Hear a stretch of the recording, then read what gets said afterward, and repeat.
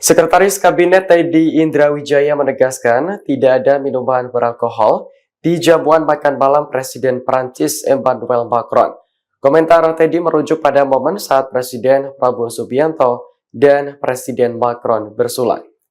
Teddy menjelaskan air yang berwarna bening keemasan itu bukan wine, melainkan sari apel. Minuman tersebut memang dipilih secara khusus untuk jamuan tamu dalam acara kenegaraan. Adapun jamuan makan malam untuk Macron digelar di Istana Negara Jakarta pada Rabu 28 Mei kemarin. Ini adalah bagian dari acara penyambutan untuk Presiden Prancis dan istrinya selama 3 hari di Indonesia. Dalam jamuan makan malam tersebut, Macron dihibur oleh tari piring hingga penyanyi Anggun C. Sasmi.